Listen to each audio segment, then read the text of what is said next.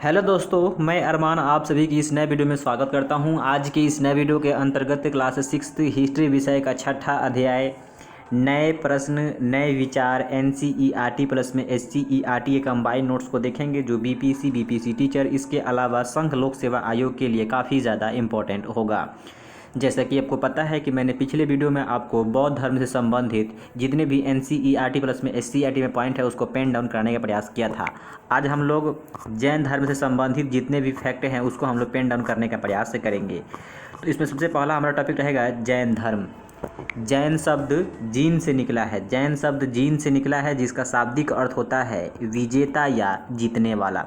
जैन धर्म के संस्थापक ऋषभ देव थे। जैन धर्म के संस्थापक ऋषभ देव थे। जैन धर्म में कुल 24 तीर्थंकर हुए। 24 तीर्थंकर हुए। तीर्थंकर का अर्थ होता है धर्म का प्रचार करते हुए दूसरे को रास्ता बताने वाला।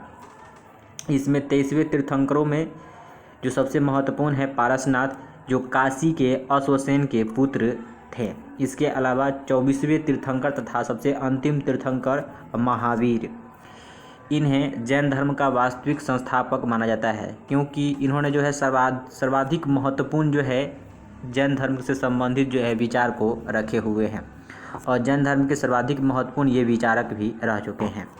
तो सबसे पहले इसमें हम महावीर के थोड़े से परिचय के बारे में जानेंगे। इसका मूल नाम जो है वर्धमान था। जैन धर्म के इन्हें वास्तविक संस्थापक कहा जाता है। इनका जन्म 540 ईसा पूर्व वैशाली के निकट कुंडग्राम में हुआ था। इनके पिता का नाम सिद्धार्थ था, जो जातक क्षत्रिय कुल के प्रधान थे। इसके अलावा इनके माता का नाम त्रिशला जो वैशाली की लिच्छवी की राजकुमारी थी। इनका जो विवाह हुआ था यशोदा नामक राजकुमारी से हुआ था। यहाँ पे ध्यान देना है, यशोदा है, वही बुद्ध का विवाह जो है यशोधरा नामक जो है राजकुमारी से हुआ था, और इनका विवाह जो है यशोदा नामक राजकुमारी से हुआ है। 30 वर्ष की आयु में जो है इन्होंने जो है घर का त्याग किया और जंगल में रहने लगे। 12 वर्षों के कठिन तपस्या के बाद जो है इन्हें ज्ञान की प्राप्ति हुआ। जब ज्ञान की प्राप्ति हुआ तो इस समय जो है कैलव, यानी कि जब ज्ञान की प्राप्ति हुआ तो इसे कैलव शब्द का प्रयोग किया गया था, और जो है ये वर्तमान से महावीर कहलाए। यानी ज्ञान प्राप्ति के बाद जो है ये महावीर कहलाने लगे। जैसे कि गौतम जो है ज्ञान प्राप्ति के बाद जो है बुद्ध कहलाए, वैसे ही इन्हें जब ज्ञान की प्राप्ति हुआ तो ये महावीर कहलाए थे। 72 वर्ष की आयु में 468 ईसा पूर्व पावापुरी में जो है इनकी मृत्यु हो गया। और पावापुरी में ही जल मंदिर है। यह भी जो है बहुत इंपॉर्टेंट फैक्ट है कि जल मंदिर कहाँ है, तो पावापुरी में है जल मंदिर। इसके अलावा महावीर कहते हैं कि सत्य जानने की इच्छा रखने वाले प्रत्येक स्त्री पुरुष को घर का त्याग कर देना चाहिए। अहिंसा के नियमों का जो है कड़ाई से पालन करना चाहिए। यानी कि सभी जीव जीना चाहते हैं, सभी के लिए जीवन जो है प्रिय है। और जो महावीर शिक्षा दिए हैं ये प्राकृत भाषा में, इसके अलावा मौखिक रूप से इन्होंने शिक्षा देने का प्रयास किया है। अगला इसमें है महावीर, जिन्हें जैन धर्म का वास्तविक संस्थापक के नाम से हम लोग जानते हैं। जैन धर्म में जो है व्यापारियों ने जो है जैन धर्म का जो है समर्थन किया था। वही देखे किसानों ने जो है कठिन नियमों का पालन नहीं किया था, क्योंकि जो है किसान थे, किसान जो है फसल उग जाएंगे तो फसल में जो है छोटे मोटे कीड़े मकोड़े लगते हैं।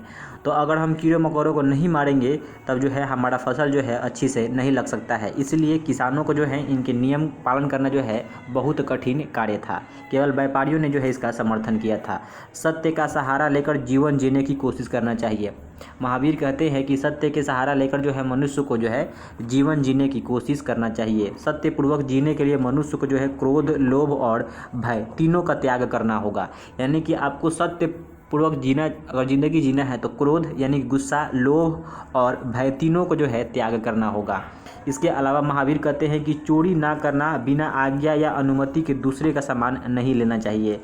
आवश्यकता से अधिक जो है धन का जो है संग्रह नहीं करना चाहिए। ब्रह्मचर्य का पालन करना चाहिए। यानी कि मनुष्य को अपने मन पर नियंत्रण रखना चाहिए। ऐसा नहीं है कि आज हमारे पास एक बांग्ला है तो कल जो है हमारे पास 5 बांग्ला हो, ऐसा जो है मनुष्य के मन में नहीं होना चाहिए। लेकिन वर्तमान में जो है ऐसी भावना हो चुका है। अगला है उत्तर भारत के अलावा जो जैन धर्म था ये उत्तर भारत के अलावा गुजरात, तमिलनाडु, कर्नाटक में फैला। यानी कि उत्तर भारत में तो फैला ही था, इसके अलावा जो देखा जाए तो गुजरात, तमिलनाडु और कर्नाटक में फैला था। यहाँ से ऑब्जेक्टिव बन सकता है। ध्यान देने योग्य ये फैक्टें हैं। जैन धर्म की शिक्षाएं, जैन धर्म की जो शिक्षाएं है वो गुजरात के वल्लभी नामक स्थान पर जो है लिखा गया है।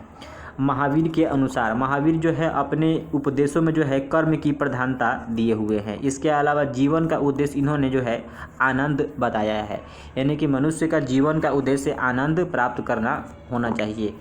अगला है कि महावीर ने जो है 3 मार्ग बताए, जीवन को आनंद से भरने के लिए जो है 3 मार्ग बताया है।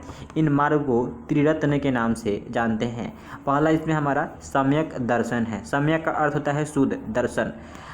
आत्मा सभी जुधारियों के शरीर में जो है मनुष्य को सभी प्राणियों को समान करना चाहिए, यानी कि आत्मा जो है सभी जुधारियों के शरीर में जो है होता है। इसके अलावा मनुष्य को सभी प्राणियों को जो है समान करना चाहिए। इसके अलावा सम्यक ज्ञान, सम्यक ज्ञान का अर्थ क्या है? सम्यक दर्शन से प्राप्त जो हमारा ज्ञान है उसे हम लोग सम्यक ज्ञान कहते हैं। मनुष्य को क्रोध, अज्ञानता, लोभ, मोह आदि से छुटकारा मिल जाता है तो उसे हम लोग सम्यक ज्ञान में रखते हैं। इसके अलावा सम्यक चरित्र यानी कि इसका अर्थ होता है अच्छे आचरण एवं व्यवहार से है, यानी कि मनुष्य को जो है अच्छे आचरण एवं व्यवहार को जीवन में बार बार प्रयोग करना चाहिए। विचार और बोली पर जो है नियंत्रण रखना चाहिए। अगला इसमें हमारा पॉइंट है संघ क्या है? घर का त्याग करने वाले लोगों को एक साथ रहने हेतु संघ नामक संगठन बनाया गया था। इसके अलावा बौद्ध भिक्षुओं के लिए बनाए गए नियम को विनय पिटक नामक ग्रंथ में रखा गया है। इसमें पुरुषों तथा स्त्रियों के लिए जो है अलग अलग व्यवस्था थी और संघ में प्रवेश लेने वाले लोग सदा जीवन व्यतीत करते थे। इसके अलावा जैसे कि मान लीजिए कि किसी के पति हैं तो वो स्त्री जो है अपने पति से जो है अनुमति लेकर, या कोई जो है दास के यहाँ रहता है, कोई जो है राजा के यहाँ रहता है तो राजा या दास इसके अलावा अपने जो पति हैं उनसे अनुमति लेकर जो है संघ में प्रवेश करते थे और अधिकांश समय जो है ध्यान देने में जो है अपना बिताते थे। संघ में प्रवेश करने वाले जो है ब्राह्मण, क्षत्रिय, व्यापारी, मजदूरी, नाई, गणिकाय तथा दास शामिल हैं। व्यवहार क्या है? तो भिक्षु और भिक्षुनियों के शरण स्थल को जो है व्यवहार कहा गया है। मौसम परिवर्तन के कारण जो है ये एक जगह रहते थे। जैसे कि मान लीजिए कहीं गए या अपने उपदेश देने के लिए जो भी इनके शिष्य थे तो वहाँ पे मौसम में परिवर्तन हो गया, यानी कि बारिश आ गया तो वह जो है एक शरण स्थल में जो है रहने लगते थे, यानी कि गुफा हो गया, पहाड़ से खोदी गई जो जगह होता था वहीं पे रहने लगे थे। उसी स्थान को व्यवहार कहा गया है। प्रारंभिक दौर में जो है ये लकड़ी के बने हुए थे, फिर ईंट के बने और जो है अधिकांश जो है पहाड़ियों को खोदकर बनाया गया है। इसमें एक जो हमारा NCERT में दिया गया है कारले गुफा महाराष्ट्र में जो है इसे पहाड़ियों को काट कर बनाया गया है। यही पूछा जा सकता है कि कारले गुफाएं जो है किस राज्य में अवस्थित है, तो महाराष्ट्र में अवस्थित है। ये पहाड़ियों को काट कर बनाया गया था। भिक्षु और भिक्षुनियों का जो है ये शरण स्थल था, ध्यान करने का स्थान था, यानी कि ध्यान करते थे यहाँ पे रुक कर। किसी धनी व्यापारी, राजा अथवा भूस्वामी द्वारा दान में दी गई भूमि को भी जो है व्यवहार कहा जाता है, या व्यवहार का वहाँ पे स्थापना करते थे लोग। इसके अलावा जरथुशस्त्र क्या है? तो एक यह ईरानी पैगंबर थे। इन्होंने जो है शिक्षाओं का संकलन किया है, जिसे हम लोग जेंद अवेस्तना नामक ग्रंथ में इनका जो है संकलन है। इनका मूल शिक्षा का सूत्र है सद्विचार, सद्वचन और सद्य कार्य। इसके अलावा इसमें अगला पॉइंट हमारा है आश्रम व्यवस्था, यानी कि आश्रम का अर्थ क्या, आश्रम से क्या तात्पर्य है?